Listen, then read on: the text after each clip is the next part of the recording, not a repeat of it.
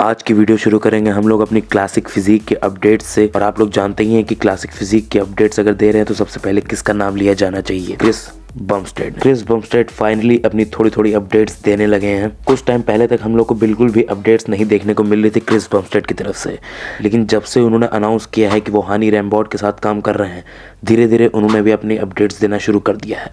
और इस टाइम इन्होंने कई अपनी डिफरेंट फोटोज़ डाली है, और इनमें से मैं दो फोटोज़ की बात करूंगा, जो है साइड ट्राइसेप्स और front double biceps. Side triceps में अगर हम लोग ध्यान दें तो क्रिस बमस्टेड के आर्म्स काफ़ी ज़्यादा इंप्रूव लग रहे हैं। और क्रिस बमस्टेड इस बार मैंने ये चीज़ ज़रूर नोटिस की है कि हर साल से ज़्यादा इस बार बिगर लग रहे हैं क्रिस बमस्टेड। हो सकता हो यही एक रीज़न हो कि वो हानि के साथ चले गए काम करने के लिए, क्योंकि आप लोग जानते ही हैं कि हानी रैम्बॉट सबसे ज़्यादा सेफ कोच माने जाते हैं बॉडी बिल्डिंग इंडस्ट्री के। और आप लोग ये भी जानते हैं कि क्रिस बमस्टेड को एक ऑटो इम्यून डिजीज़ है, जिसकी वजह से वो ज़्यादा पुश नहीं कर सकते अपनी बॉडी को। इसीलिए हो सकता हो हानी रैम्बॉट की प्रोटोकॉल्स अपनाने के लिए उन्होंने हानी रैम्बॉट के साथ जुड़े हों, इसीलिए उनकी साइज़ पहले से ज़्यादा इम्प्रूव लग रही है, पहले से ज़्यादा बिगर लग रहे हैं क्रिस बमस्टेड। खास करके अगर हम लोग आर्म्स देखें तो आर्म्स काफ़ी ज़्यादा ऐसा लग रहा है इम्प्रूव कर लिए हैं क्रिस बमस्टेड ने। अब इनकी कमज़ोरी नहीं, ताकतों में से आने लगे हैं इनके आर्म्स। क्रिस बमस्टेड के आर्म्स कभी भी साइज़ में मेरे हिसाब से लैक नहीं करते थे। क्रिस बमस्टेड के आर्म्स का इंसर्शन बहुत ख़राब है, उनके शॉर्ट इंसर्शन है जो कि बहुत आइडियल नहीं होते हैं। जैसे कि हमने आपको पहले बता चुके हैं कि एक बॉडी बिल्डर हमेशा ये चाहेगा कि उसके लॉन्ग इंसर्शन हो, लॉन्ग मसल बेलीज हो, लेकिन क्रिस बमस्टेड की शॉर्ट है, जिसकी वजह से उनके आर्म्स उतने प्लीजिंग नहीं लगते हैं।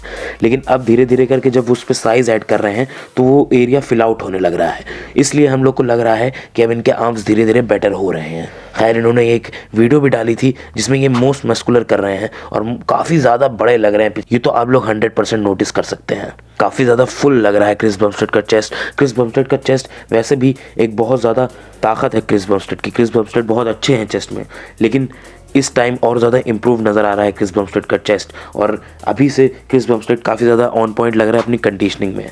लेकिन इस बार क्रिस बमस्टेड का कंपटीशन बहुत ज़्यादा ख़तरनाक होने वाला है, क्योंकि रामोन डिनो और अर्स दोनों लोग बहुत ज़्यादा इंप्रूव लग रहे हैं लास्ट ईयर से। और हम पहले बात करेंगे रामोन डिनो की।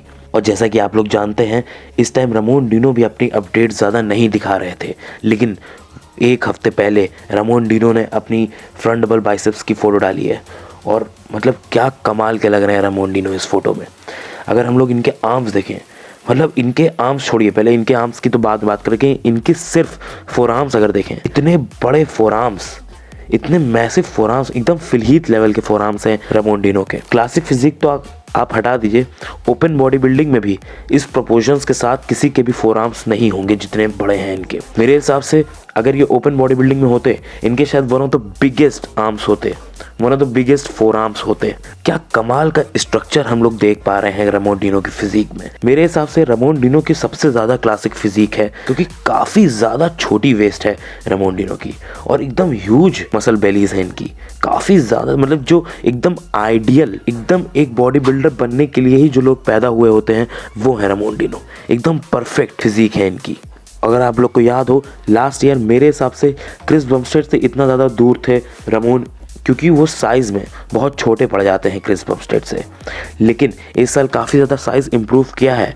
लेकिन एक और प्रॉब्लम है बहुत बड़ी जो कि रामोन डिनो के सामने आ रही है, वो है उनका वेट कैप के वो 30 पाउंड्स ओवर हैं इस टाइम। 6 वीक आउट हैं और 30 पाउंड्स ओवर हैं अपने वेट लिमिट के। क्या आप लोग को इनकी फिजिक देख के ये लग रहा है कि इनकी बॉडी में 30 पाउंड्स ऑफ फैट और वाटर होगा? अगर मैं बहुत ज़्यादा से ज़्यादा बोलूँ तब भी 15 से 20 पाउंड्स, बहुत ज़्यादा अगर बोलूँ तब भी 15 से 20 पाउंड्स ही इनकी बॉडी में फैट और वाटर होगा कंबाइंड। किस तरीके से ये वेट बनाएंगे, किस तरीके से ये वेट लिमिट में आएंगे, ये बहुत ज़्यादा डाउटफुल होता जा रहा है इस साल। इनके कोच क्रिस एसिडो भी सबसे ज़्यादा यही चीज़ पॉइंट आउट कर रहे हैं कि इनको इस साल बहुत ज़्यादा मुश्किल हो जाएगा वेट कैप के अंडर आना। मेरे हिसाब से अब मुझे लग रहा है, क्योंकि इतने ज़्यादा क्लासिक फिजिक के जो कंटेंडर्स हैं वो वेट कैप के ऊपर जाते जा रहे हैं, शायद क्लासिक फिजिक की कैटेगरी के वेट कैप बढ़ जाएं। क्योंकि देखिए, अगर आप लोग इनको इन बॉडी बिल्डर्स का शेप देखेंगे तो इन बॉडी बिल्डर्स का शेप 100% क्लासिक है।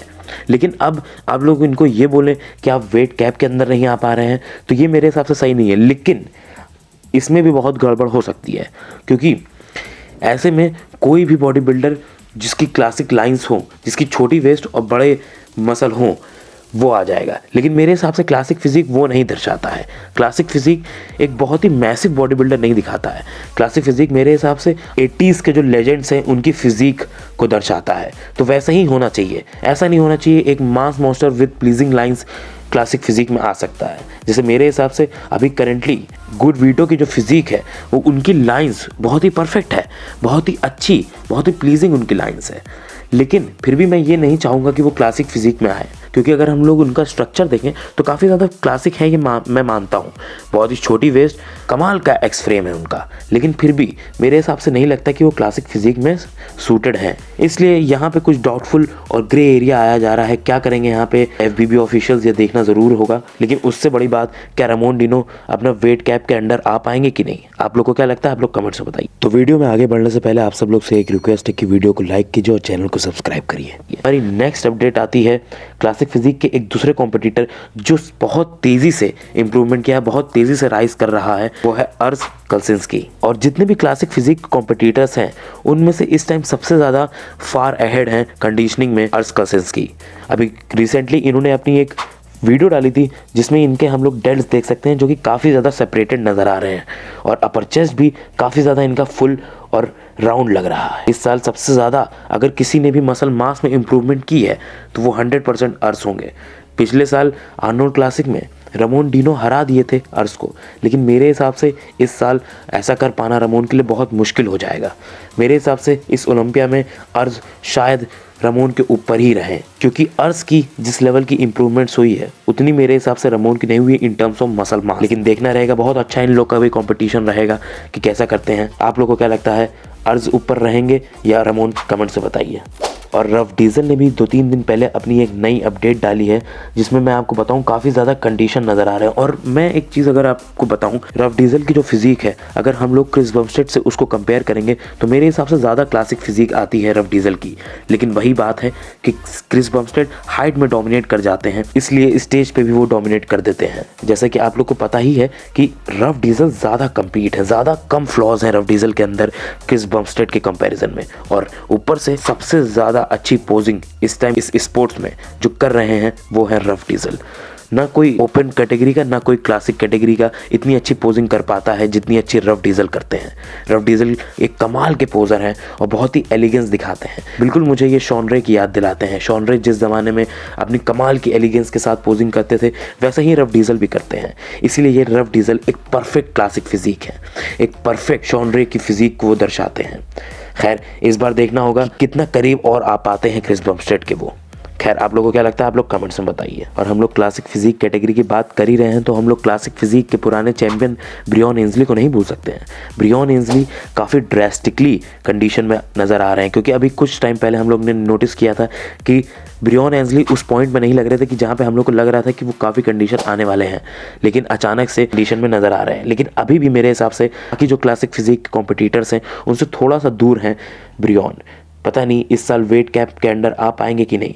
वैसे ये बात तो है कि ब्रियॉन ने बोल दिया है कि इस साल उनका लास्ट साल होगा क्लासिक फिजिक में कम्पीट करते हुए। इस साल के बाद वो 212 में चले जाएंगे, क्योंकि उनके लिए बहुत मुश्किल होता जा रहा है वेट कैप के अंदर बन पाना, क्योंकि इस टाइम 200 पाउंड शायद 215 पाउंड 15 to 10 पाउंड्स के आसपास हैं ब्रियॉन एंजली, और उनको अभी 180 पाउंड्स तक आना है। मतलब 30 to 35 पाउंड्स अभी उनको लूज़ करने हैं। जो कि अगर आपको ये लग रहा है कि रामोन डिनो ज़्यादा दूर थे तो मेरे हिसाब से ब्रियॉन एंजली उनसे भी ज़्यादा दूर है, क्योंकि इनके बॉडी में तो 100% मैं मान ही नहीं सकता कि इतना ज़्यादा फैट और वाटर है। लेकिन फिर भी जहाँ तक मेरा भरोसा है कि हर साल की तरह इस साल भी सबसे ज़्यादा कंडीशन हम लोग को ब्रियॉन एंजली दिखेंगे। उनकी बैक काफ़ी ज़्यादा कंडीशन नज़र आती है। मेरे हिसाब से इस टाइम करेंटली सबसे बेस्ट बैक ब्रियॉन के पास है, क्योंकि उनके बैक में जितने फाइबर्स है उतने फाइबर्स बहुत ही मुश्किल से आते हैं। बहुत कम लोगों के हम लोग ने अभी तक अपनी पूरी लाइफ टाइम में देखे होंगे। कमाल की एक बैक रखते हैं ब्रियॉन एंजली, लेकिन फिर भी मेरे हिसाब से इस साल वो बहुत ज़्यादा नीचे गिर जाएंगे अपनी प्लेसिंग्स में, और 100% शायद वो टॉप 4 के बाहर ही प्लेस हों, क्योंकि उनसे बेटर इस टाइम बॉडी बिल्डर्स आ चुके हैं। खैर आप लोग को क्या लगता है, क्या ब्रियॉन एंजली वापस से बाउंस बैक करके ऊपर टाइटल के पास आ सकते हैं कि नहीं? कमेंट्स में बताइए। चलिए आज की वीडियो यहीं ख़त्म करते हैं, मिलेंगे आपसे अगली वीडियो में। बाय।